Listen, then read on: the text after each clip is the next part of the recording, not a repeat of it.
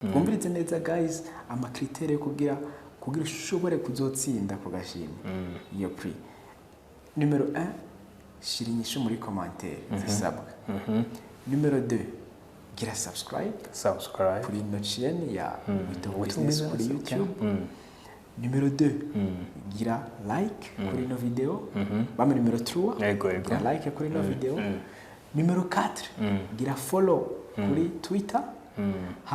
Kugira tuzoshobore kuraba yuko ibyo byose wabikurikije neza.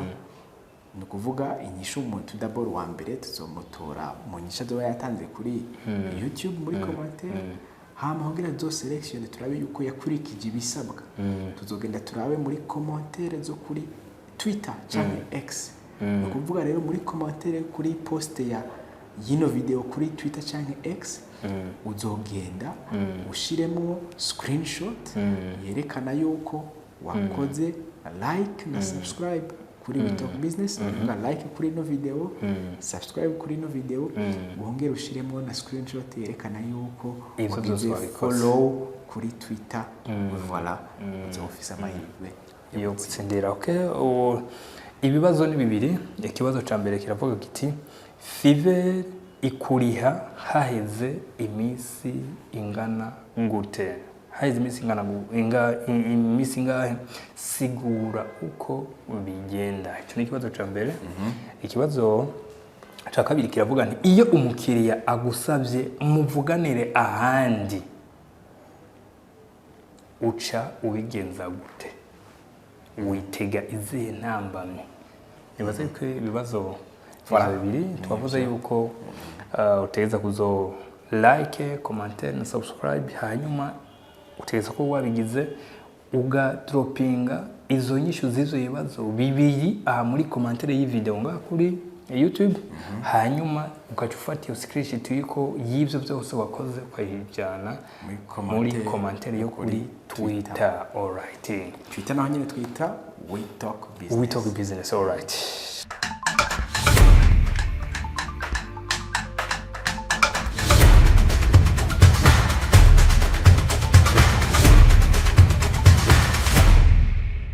Ngira nkwize imyaka 10 mu myuga ya internet.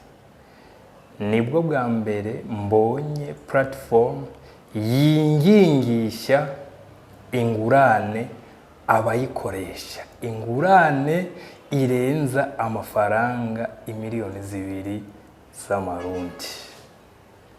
Ngiki kintu tugiye kuyaga namwebwe banwanyi ba WeTalk Business. Ndiga nka Shadow turi kumwe na Dr. John bisanzwe. Alright. Tugiye kuyaga ikintu gikomakomeye cyane. Birasaba ko muze kugikurikirana do A Z. Uraza kubona yuko ari formation n'amaburi buri wari kurihira amafaranga menshi cyane. Ariko tuyikuzaniye hano kuri WeTalk Business kugira igufashe kandi izofashe n'abandi uzohereza ino video. Dr. John. Tugiye kuyaga kuri ku mwuga wa freelancing. Tusanzwe tuzindi myuga myinshi yo kuri internet. Ariko tugiye kwanza gucukumbura umwuga wa freelancing. Twifashije platform ya Fiverr. Ni kintu uvuga kuri uyu mwuga? Okay, tudabord turabaye ikaze abanywanyi ba WeTalk Business. Tubibutsa yuko tuheruka kugira formation kuri Fiverr. Yari taribirwe n'abantu tari bake kandi byari bimeze neza cyane. Rero freelancing no mwuga ni umwuga umuntu ashobora gukora normalement umuntu ashobora kuyikora muri physique, ariko ubunye iraharawe no muri online. Kuvuga rero ushobora kudandaza ama service. Dernièrement nabonye umunga araho aye mu Burundi yagirane nonye no mu freelancer. Icyo asaba abantu abasaba kuja kubatondera ariko muri za ubere mabanki ibintu bariha. So ibi byose bifeza partie muri freelancing. So fiko ngaho rero tuja muri monde en ligne aho ushobora kudandaza ama service atandukanye n'amatalo. rero tugombye gusigurira kuri bajya abantu batari babizi. So rero freelancing icyo nayivuga ko ni imwe mu myuga idasa n'iyindi abantu bamenyereye cyane cyane hano iwacu, kuko tudabora abantu benshi ntibarayumva ntibarumva yuko bishoboka, abandi ntibarabibona. So rero normal yuko abantu benshi batabizi. So rero yari iyo formation twakoze turayihereza abantu. Ni imwe mu formation ni za formation aho uza gupartager experience, kuvuga ugahereza abantu ibintu wize mu myaka ingana uko, ariko ukabibahereza mu gihe runaka. Très bien. Mu myaka maze muri internet uyu mwuga wambereye nabubonye mu gitangaza. Turaza kugenda turaca ijya nino mu biwugize.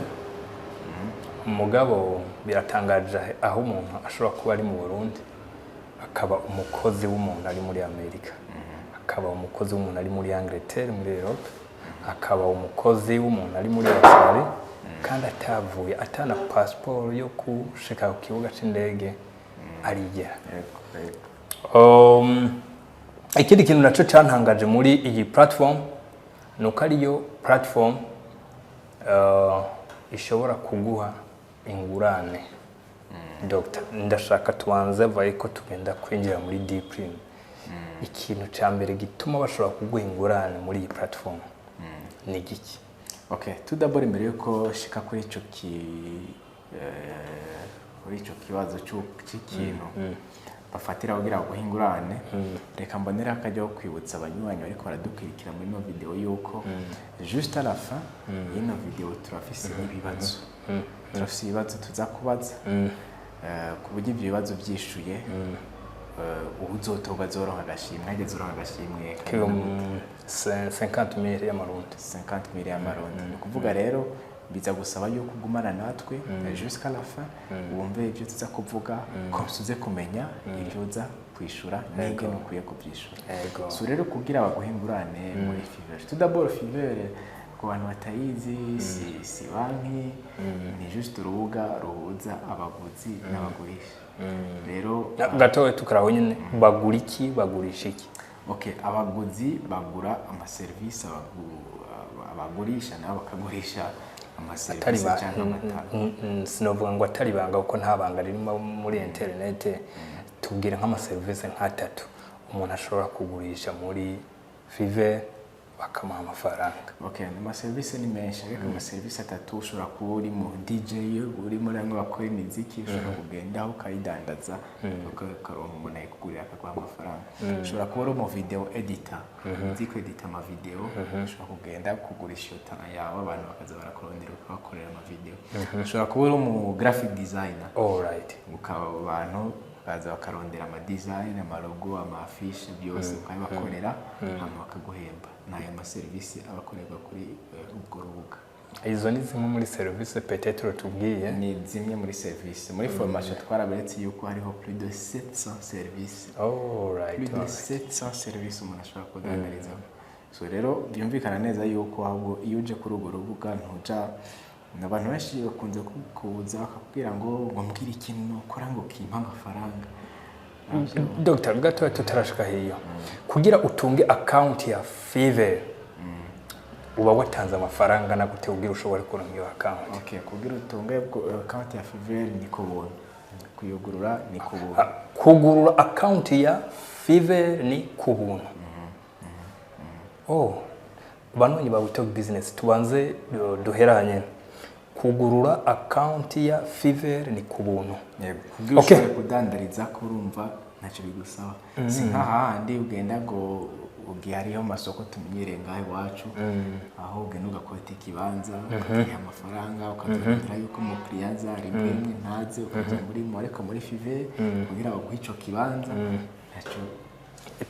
Turacafata intambuko zituma umuntu bamuha ingurane peut-être atanayisavye ahubwo nyene basikinye service ari karaha abantu biwe bakamusaba yuko bo muhideni nkeka baba biketse yuko ejo baba babona yuko uri umukozi uri kompeta bakaba bibaza ati ejo ayandi makampani azomutwara izindi ya ibyo byose bishobora kuba bishoboka ariko nibyo kuko ingurane birakunda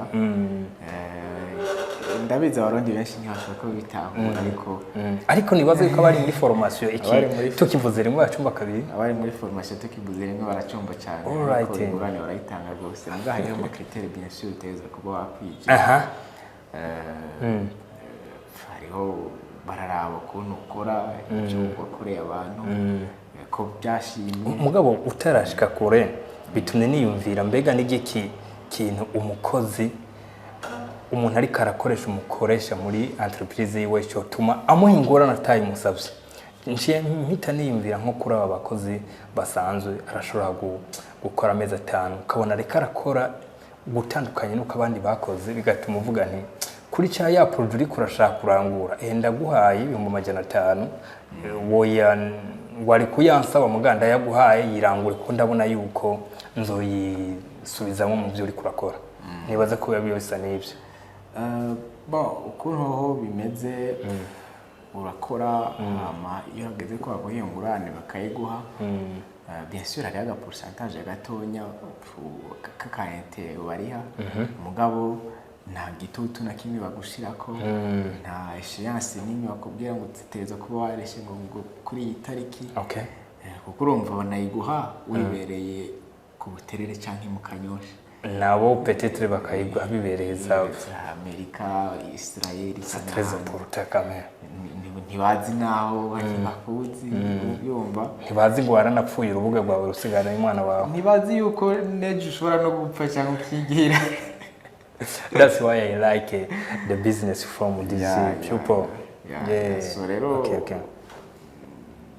barayiguha vraiment ugakora bakishura mu yandi mu makomanda zoza mu nyuma uzogenda uraronka mu nyuma kuvuga barahungira ikiza akavuga ati umuntu naho byogenda gute azotereza guma ronka abantu baza kumugurira kamwe birumvikana iyo nk'umukozi umaze kumuhemba miliyoni 5 kandi ku kwezi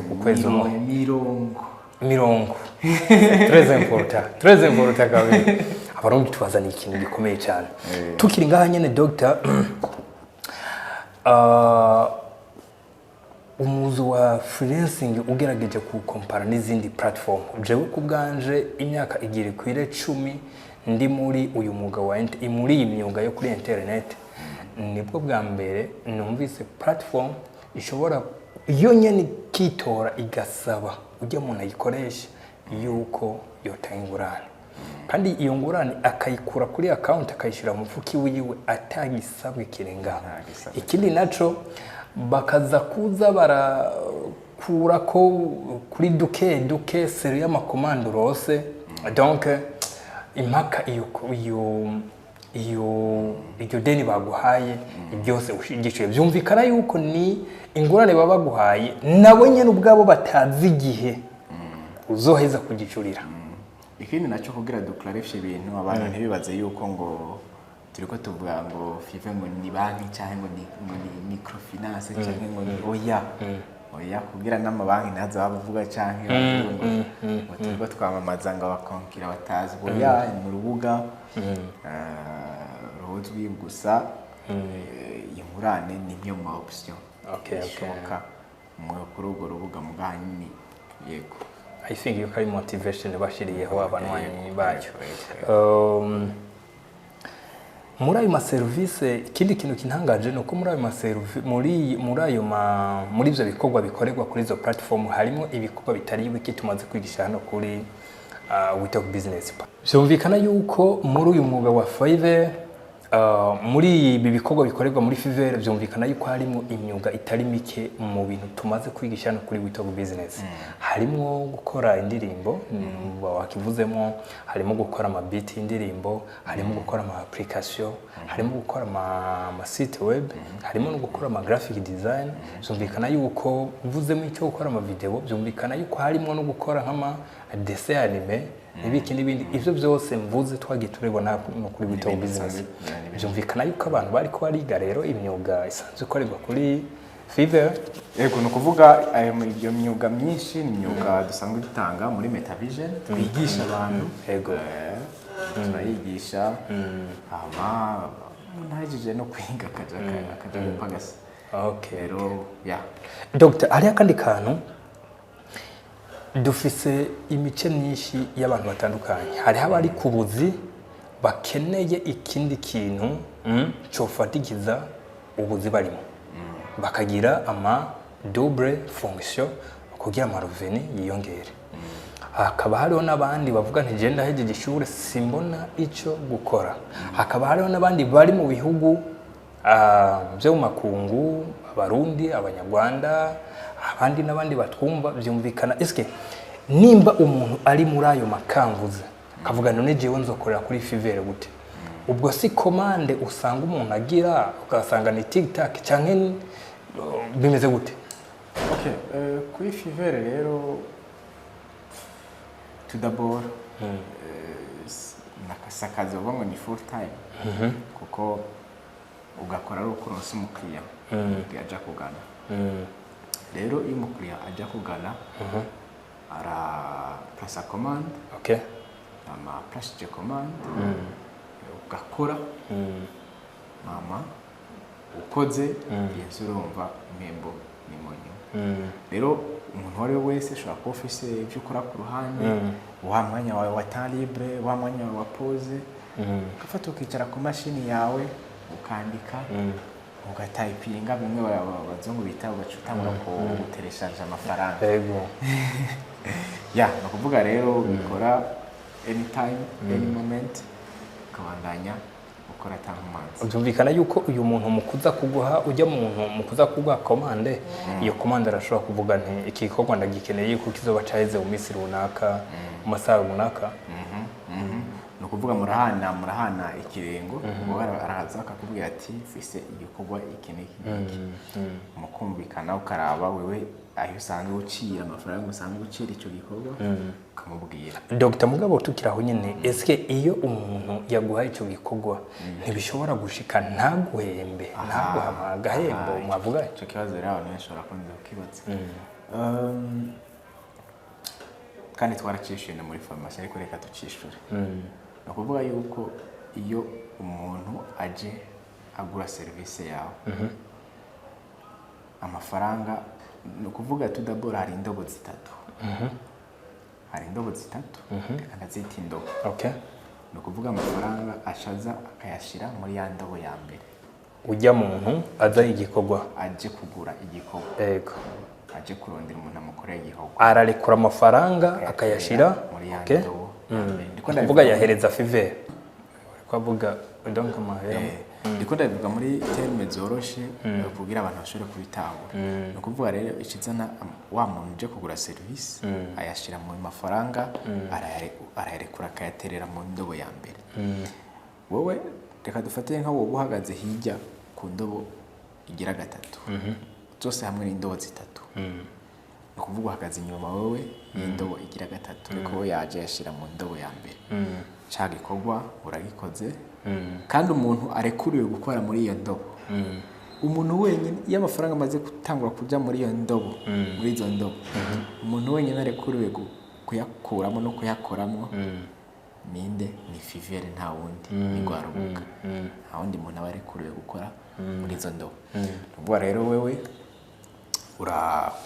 urakoze ya mafaranga aguma muri ya ndobo ya mbere urahejeje. Uhejeje ucumurongikira kambwira ati ngiye kigikorwa nagihejeje. Okay. Muri uyo mwanya rero kwera iyo kirikura gikora cyari gikorwa kiba gifite statut cyitwa progress in progress. No kuvuga kiriko kirabandanya. No kuvuga iyo uhejeje gukora rero kica kijya mu ico bitwa delivery cyamushinga cyatanzwe. Okay. Rero gitanzwe wa muntu arafise ububasha bwo kuraba ati koko ibyo namusabye nibyo yampaye. Ibyo rero akaba ategeza kubikora mu minsi itarenga 3. Muri iyo minsi 3 niho ashobora no kuza akasaba revision. No kubwira ati raba ngaha usubiremo hari icyo utagenze neza. Muri iyo minsi 3. Muri iyo minsi 3. Okay. iminsi 3 rero irenganye atacaravuga ca gikorwa kica gihindura izina kica kiva kuri delivery kica kija kuri completed no kuvuga carangiye catunganye ni kuvuga iza kuba completed kubera uriya muntu ya confirm igikorwa ciwe ego aho ni jambere ya confirm yuko cyamushikiriye ashobora gukonfirma ya minsi 3 itarahera umva ya minsi 3 iheza atarakonfirma nawe nyine kica gitungana automatiquement. Très bien.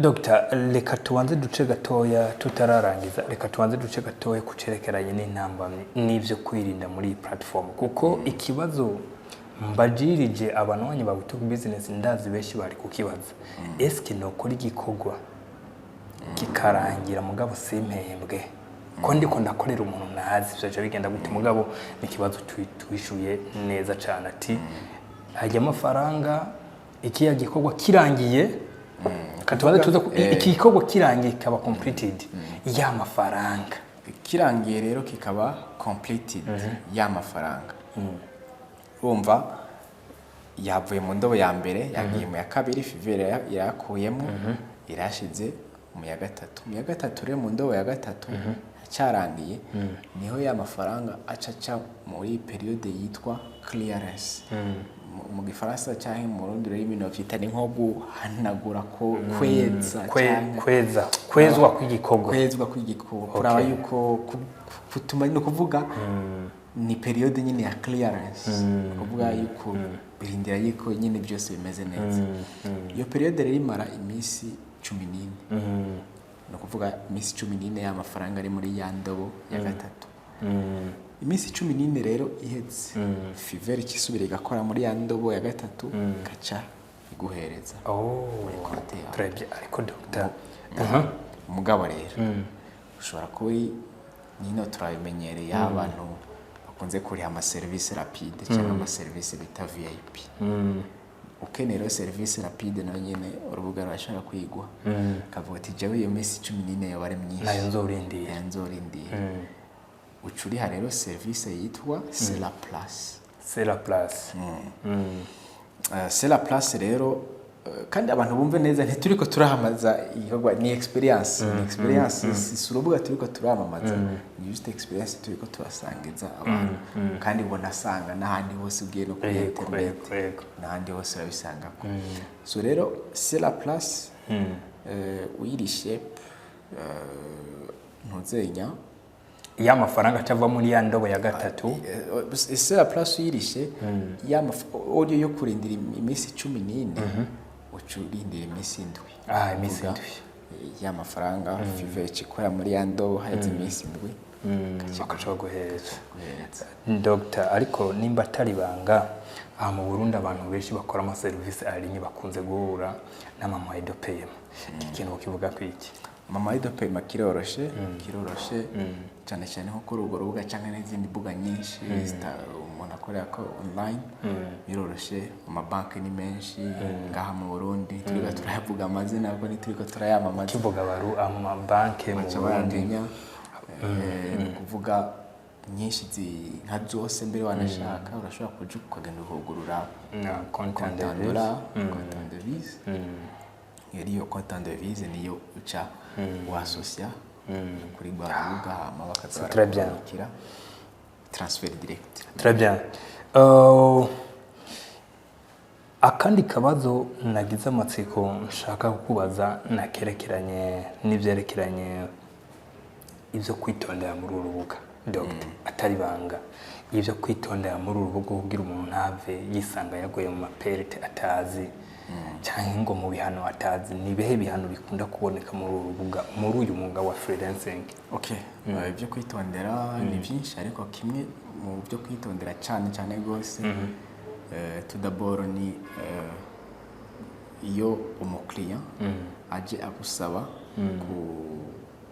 dufata akakubwira ati ngo tuvuganire hanze y'urubuga hanze ya Fiverr no kuvuga akakubwira nti tuve muri Fiverr twenda kuyagira kuri Telegram cyangwa WhatsApp tuvugana normalement ama discussion sebeye indani yakakubwira ati ingo tugende kuvuganira kuri WhatsApp canke Telegram wihenze ukabikora urubuga rurabahana mwese rukabugarira rero ivyo nico kwirinda cyane gose icyo nicyo novuga. C'est très important.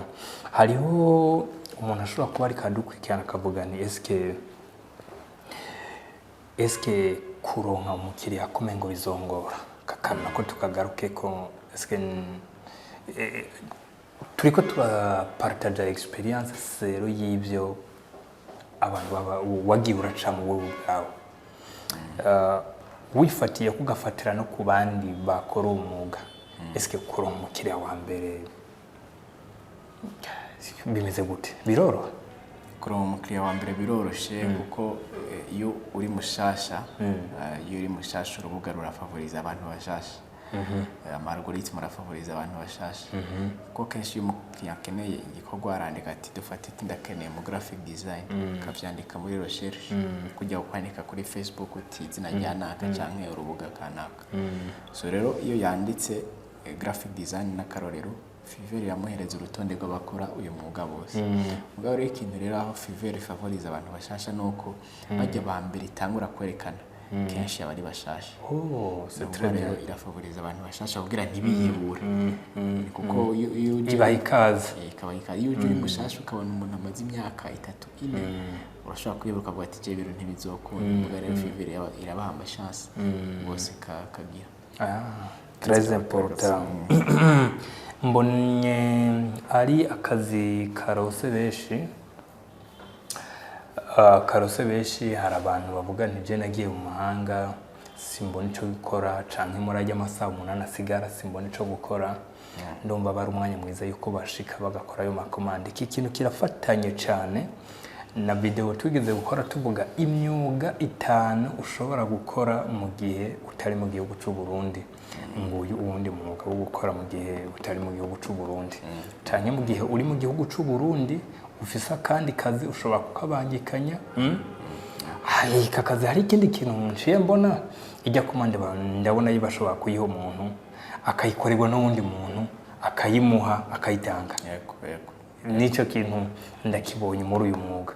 Donc Dr mu guheraheza n'ikiye gutubwira mu guheraheza rero icyo nabwira nuko turiko turategura indi formation ya mbere yarabaye yagenze neza of course abantu bose tubutse yuko iyiheruka yabaye tariki 26 na 27 z'ukwezi kwa gatandatu 2026 iyi formation rero akaba ko kwigisha d'abord ko kwinisha uko ni urubuga rukora kwigisha byose ingene ushobora gucreate compte ingene ushobora gucreate service ingene ushobora no kurondera abakiriya kugira binyaruke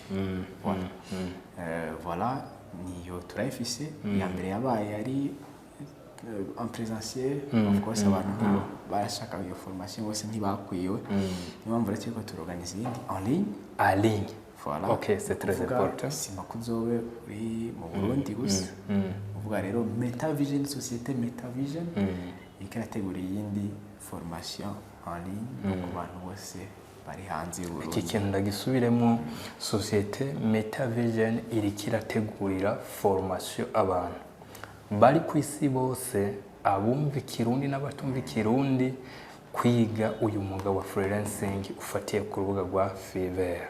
Twibutsa abantu yuko Metavision isanzwe ari société izwi yigisha ibintu imyuga en ligne.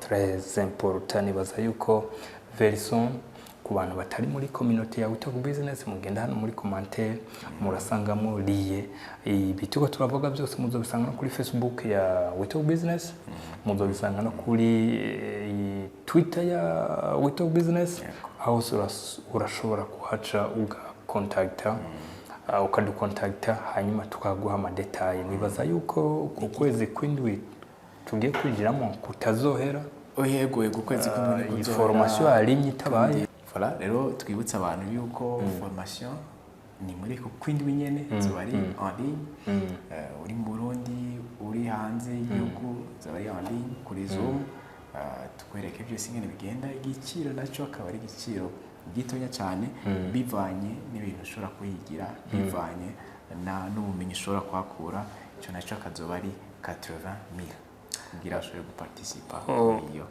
formation. Iki kintu sinzi yuko twongerera ka kantu formation arinye yabaye imisi ibiri. Eske bon formation physique yabaye mu misi ibiri.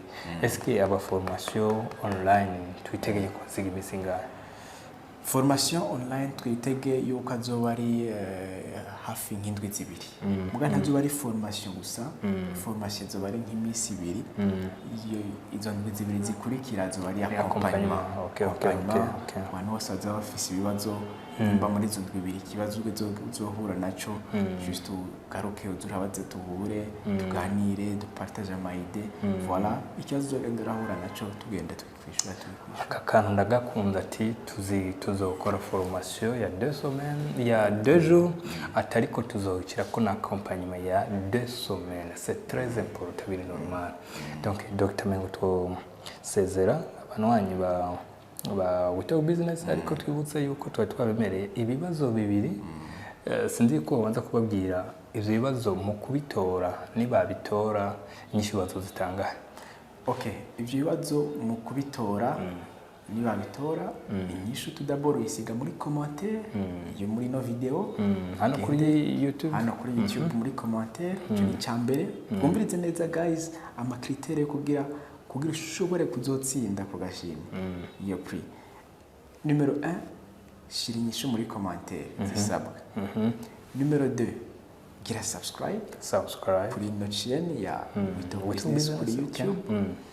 Numero 2 gira like kuri no video.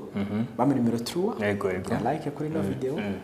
Numero 4 gira follow kuri Twitter. Kugira tuzoshobore kuraba yuko ibyo byose wabikurikije neza. Ni kuvuga inyishu umuntu d'abord wa mbere tuzomutora mu nyisha zoba yatanze kuri YouTube muri commentaire. Kugira zo selection turabe yuko yakurikije ibisabwa. Tuzogenda turabe muri commentaire zo kuri Twitter cyangwa X. Ni kuvuga rero muri commentaire kuri post ya yino video kuri Twitter cyangwa X uzogenda ushiremo screenshot yerekana yuko wakoze like na subscribe kuri Wito Business. Like kuri no video, subscribe kuri no video, wongere ushiremo na screenshot yerekana yuko wagize follow kuri Twitter. Voilà, uzofisa amahirwe yo gutsindira. Okay, ibibazo ni bibiri. Ikibazo ca mbere kiravuga kiti Fiverr ikuriha haheze imisi ingana gute? Haizi imisi ngahe sigura uko bigenda. Icyo ni ikibazo ca mbere. Ikibazo ca kabiri kiravuga nti iyo umukiriya agusabye muvuganire ahandi uca ubigenza gute? Witega izihe ntambamye? Nibaza ko ibibazo bibiri twavuze yuko utegeza kuzo like, commentaire na subscribe, hanyuma utegeza ko wabigize ugadropinga izo nyishu zizo ibibazo bibiri muri commentaire y'i video nga kuri YouTube. Hanyuma ukacufata iyo screenshot yuko yivyo byose wakoze kwahijana muri commentaire yo kuri Twitter. Alright, Twitter naho nyine twita Wito Business. Alright. Doctor, nibaza yuko ari ibikameme, nibaza yuko atamuntu utubazo waba afise ntitwa tubuze mugabo, nibaza yuko nabyo bazobishira hano turi ngaha kugira tubyishure. Alright, yeah. Ciao banwanyi ba Wito Business, cyari gitwa twabateguriye, nibaza yuko nawe utaha. Thank you.